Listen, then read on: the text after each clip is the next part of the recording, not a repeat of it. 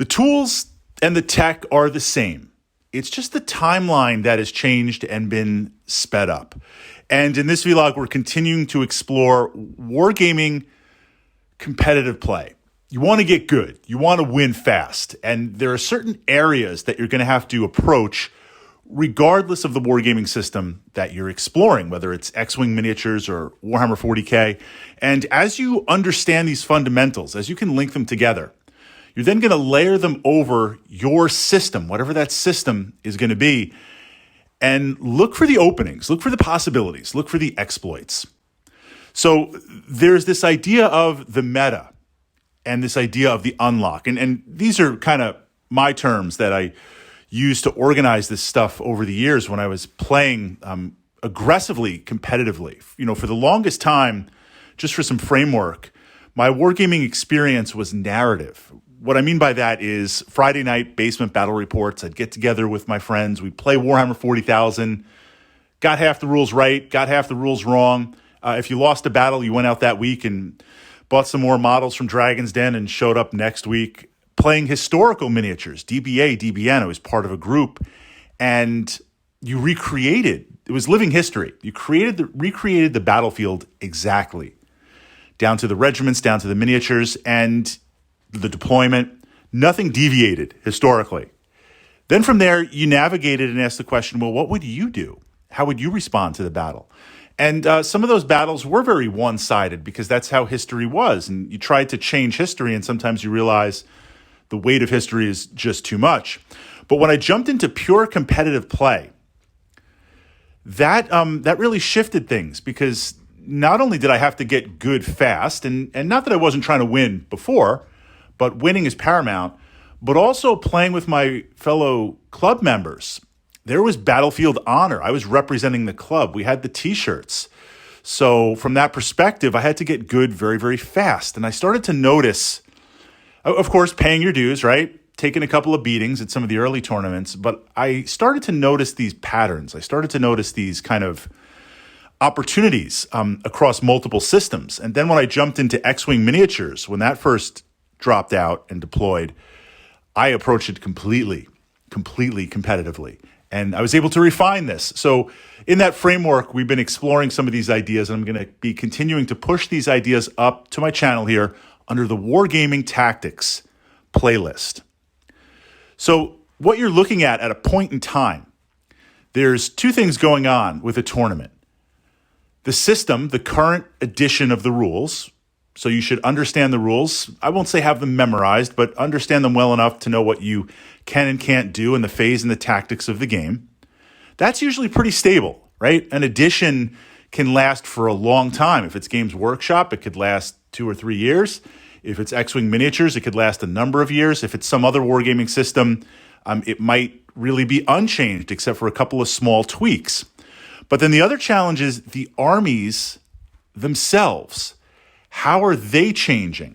Meaning, is there a new book that drops that re-war gears everything? Is there a new faction introduced? For your current faction, have some new ships, 3 or 4 new ships been introduced? That's called the meta. That's called what people are playing in the moment.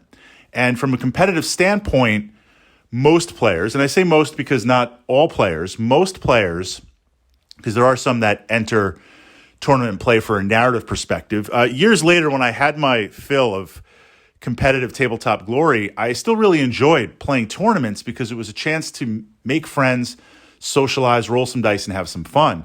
So I started to bring more themed and narrative army, or lulls army, if something kind of interesting would happen on the tabletop. Sometimes I'd do really well, sometimes I'd get smashed. But most of the players there, you want to number 80%, are there to aggressively try and win. It's a competition. It's a tournament. So they're going to pull in certain builds and certain miniatures and certain models that are going to rise and escalate to the top. You need to know what those are. You need to do that recon. Now, a number of years ago, what we would do is at tournaments in between the break, I'd take pictures of the armies. I'd look at the other Warhammer 40K armies real time, because there's 2 layers, right? There's what the community is playing overall. So you're on the internet and this is the new release of the book. These are the new ships. These are the new builds. But then that filters down to your local group, your local meta, pulling that in. And there are differences based on how things are approached. So getting that real-time tactica, I would take pictures, I would look at the armies, besides the fact that there were some beautiful armies and some amazing conversion ideas. But this would kind of fill out my battle deck, and I would ask myself, if I face this army, and sometimes I did face that army in a tournament. If I face this army, what's the plan? If I face this army, what's the plan? If I go up against this, what do I do? And sometimes I had an answer, and sometimes I didn't have an answer. And if I didn't have an answer, where would I get an answer to do that? So this is called the meta. You need to look based on this moment. And how long that lasts, again, depends on the releases. Could be a new book every 3 months. Could be multiple factions and they're releasing ships every couple of months. When one new drops, does it shift things? Does it change things? Really, really looking to explore those ideas.